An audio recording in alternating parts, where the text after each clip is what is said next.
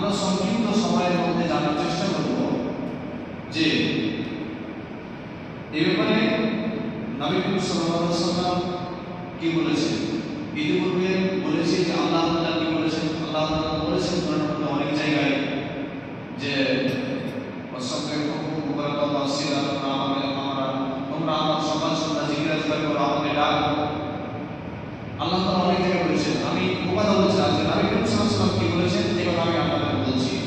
আর যেগুলো মূল জিকির আজকারের দোয়া সেগুলো নবী করিম সাল্লাল্লাহু আলাইহি ওয়াসাল্লাম বলছেন যে কোনো বান্দা যদি হাদিসটি আপনি বলেন, রাসূল সাল্লাল্লাহু আলাইহি ওয়াসাল্লাম বলেছেন কোনো বান্দা যদি বলে সুবহানাল্লাহিল আযীম ওয়া বিহামদিহি, তাহলে নবী করিম সাল্লাল্লাহু আলাইহি ওয়াসাল্লাম বলেছেন সাল্লাল্লাহু আলাইহি ফিল জান্নাহ, তার জন্য জান্নাতে একটা খেজুরের গাছ রোপণ করা হবে। বলে সুবহানাল্লাহ, মানে আপনি যদি সুবহানাল্লাহি ওয়া বিহামদিহি বা সুবহানাল্লাহিল আযীম বলেন তাহলে আপনার জন্য জান্নাতে যতবার বলবেন ততটা গাছ আপনার জন্য লাগানো হবে।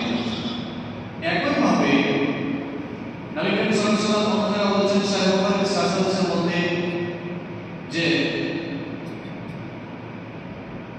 দুটি বাক্য আছে যেটা হাবিবাতান এবং রহমান, আল্লাহ নিকট অনেক প্রিয়, কালেমাতান ফিল মিজান এবং পাল্লায় বোঝাতে অনেক ভারী, সাকিলাতান ফিল মিজান ওজনে অনেক ভারী। সেই দুটি বাক্য কি? সেই দুটি বাক্য হচ্ছে সুবহানাল্লাহি ওয়া বিহামদিহি, সুবহানাল্লাহিল আযীম। মানে আপনি যদি এই দুটো বাক্য আপনার বলতে মুখে খুবই সহজ, কিন্তু এর ওজন, এর নেকি অনেক ভারী। আল্লাহ তাআলার নিকট এই দুটি শব্দ অনেক প্রিয়।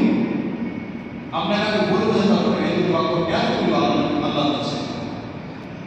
একইভাবে এই শব্দ যদি কেউ বলে, গুনাহ বলা হয়েছে যে তার গুনাহ যদি সমগ্র খানা সমপরিমাণ থাকে তবু আল্লাহ তাআলা ক্ষমা করে দেবেন। একইভাবে নবী সাল্লাল্লাহু আলাইহি ওয়াসাল্লাম বলেছেন